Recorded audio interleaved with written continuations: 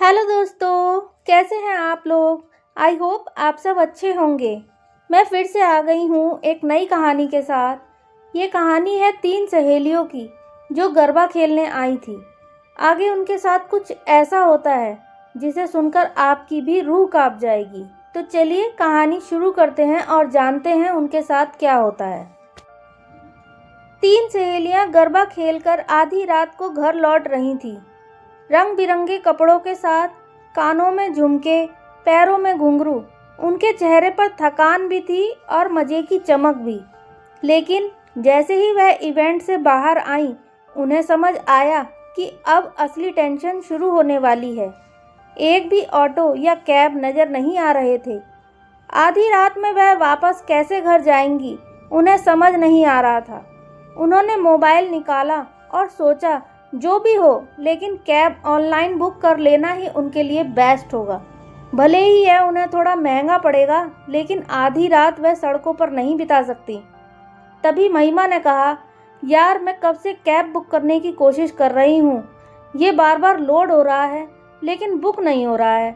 महिमा का दिमाग खराब हो रहा था। उसने गुस्से में कहा, अरे यार, ये कैब वाले बिना सबसे ज़्यादा ज़रूरत पड़ती है तो बुक ही नहीं होती। कोमल ने हंसते हुए कहा, लगता है हमें आज रात भर यहीं डांडिया मैदान में ही रहना पड़ेगा। ये सुनकर अंजलि को अच्छा नहीं लगा था। उसने परेशान होते हुए कहा, अरे रात में 1 बजे तक ही गरबा डांडिया यहाँ खेली जाएगी, फिर सभी को यहाँ से बाहर निकाल दिया जाएगा। फिर भी हम सड़क पर ही रहेंगे। तुम्हें यह मजाक लग रहा है क्या? महिमा ने कहा, अरे तुम लोग शांत हो जाओ, कुछ न कुछ मिल ही जाएगा। रात के 12 बज चुके थे। चारों तरफ सन्नाटा था, लेकिन बस उसी मैदान से गाने की आवाज़ सुनाई दे रही थी जिसमें इवेंट हो रहा था। उन्होंने कैब और ऑटो दोनों बुक करने की कोशिश की, लेकिन वहाँ भी नो राइड अवेलेबल दिखा। कोमल ने कहा, चलो रोड पर चलते हैं, शायद कोई खाली ऑटो या रिक्शा मिल जाए। ये थोड़ा अंदर है और अलग बना हुआ है, इसलिए यहाँ ऑटो और कैब बुक नहीं हो रहे। थोड़ा आगे चलेंगे तो शायद मिल जाए। हम ऐसे ही खड़े रहेंगे तो कुछ नहीं होने वाला। कोमल की बात पर महिमा और अंजलि भी सहमत हो गई थी। तीनों धीरे धीरे सड़क की तरफ बढ़ीं। सड़क पर हल्की हल्की स्ट्रीट लाइट जल रही थी, लेकिन दूर दूर तक न ऑटो न रिक्शा। बस कभी कभी हवा के झोंके से पेड़ जरूर हिल रहे थे। अचानक उन्होंने देखा, सड़क के कोने पर एक पुराना सा ऑटो खड़ा था। वह भागकर खुश होते हुए उसके पास गई। तीनों ने सोचा कि अगर पैसे ज़्यादा भी लेगा तो भी दे देंगे, कम से कम घर तो पहुंच जाएंगे। जैसे ही वह ऑटो के पास पहुंची, उन्होंने देखा कि अंदर कोई था ही नहीं। वह आसपास ऑटो वाले भैया को आवाज़ लगाने लगी। उन्हें लगा कि शायद वह आसपास ही कहीं होगा, लेकिन उन्हें ऑटो वाला कहीं नज़र नहीं आया। सड़क पर कोई नहीं था, लेकिन ऑटो जहाँ खड़ा था वहाँ साइड में एक छोटा सा पुराना घर था। घर में हल्की लाइट भी जल रही थी। महिमा की नज़र पड़ी और उसने तुरंत कहा, अरे देखो, मुझे लगता है ऑटो वाला घर के अंदर ही होगा। हमें अंदर जाकर देखना चाहिए। अंजलि को महिमा की बात ठीक नहीं लग रही थी। उसने कहा, नहीं, हम ऐसे किसी के घर का आधी रात दरवाज़ा नहीं खटखटाने वाले। महिमा को अंजलि की बात अजीब लग रही थी। उसने मन ही मन कहा, यहाँ हमें ऑटो नहीं मिल रहा और इसे संस्कारों की पड़ी है। उसने फिर गुस्से में दांत दबाते हुए कहा, बहन, अगर ये ऑटो वाला नहीं मिला ना, पता नहीं हमें कब तक चलना पड़ेगा। वह घर की तरफ बढ़ रही थी। तभी उन्हें घर के अंदर से कुछ लड़कों के तेज तेज हंसने की आवाज़ सुनाई देती है। अंजलि पीछे से कहती है, प्लीज़ हम आगे चलकर देखते हैं। मुझे दरवाज़ा खटखटाना ठीक नहीं लग रहा। देखो, अंदर से बहुत सारे लड़कों के हंसने की आवाज़ें सुनाई दे रही हैं। महिमा और कोमल अंजलि की बात सुनने को तैयार नहीं थी। अंजलि बोली, तुम लोग जाओ, मैं यहीं खड़ी हूँ। दोनों दरवाज़ा खटखटाने गईं। अंदर से लड़कों की आवाज़ें बहुत तेज आ रही थी। ऐसा लग रहा था मानो वहाँ पार्टी चल रही हो। महिमा ने पहली बार दरवाज़ा खटखटाया तो किसी ने ध्यान ही नहीं दिया। उसने दोबारा और ज़ोर से खटखटाया। यह देख अंजलि ने फिर से कहा, मैं कह रही हूँ वापस आ जाओ दोनों, मुझे अच्छा नहीं लग रहा। लेकिन महिमा जिद पर अड़ी रही। अंजलि यह देखकर घबरा गई और जाकर ऑटो में बैठ गई। तभी अंदर से शोर अचानक थम गया, मानो कोई दरवाज़ा खोलने आ रहा हो। महिमा और कोमल थोड़ी दूर खड़ी हो गईं। दरवाज़ा खुला, 4 लड़के बाहर निकले।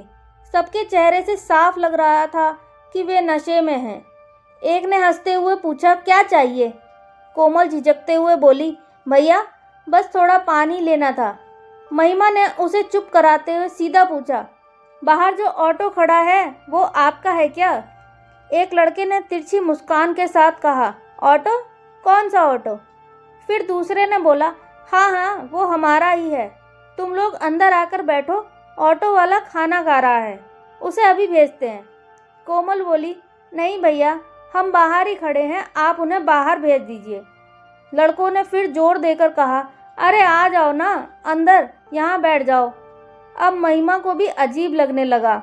वह और कोमल पीछे हटने लगी, लेकिन लड़के धीरे धीरे उनकी तरफ बढ़ रहे थे।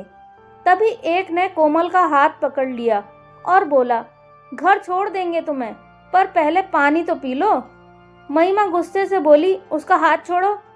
तभी दूसरे ने उसका हाथ भी पकड़ लिया और कहा, तुम क्यों नाराज हो रही हो, तुम्हारा हाथ हम पकड़ लेते हैं। दोनों लड़कियां जान बचाने के लिए हाथ छुड़ाकर भागी। उनकी नज़र ऑटो पर पड़ी जो चालू हो चुका था। उन्हें लगा शायद अंजलि को ऑटो वाला मिल गया है। दोनों तुरंत जाकर उसमें बैठ गईं।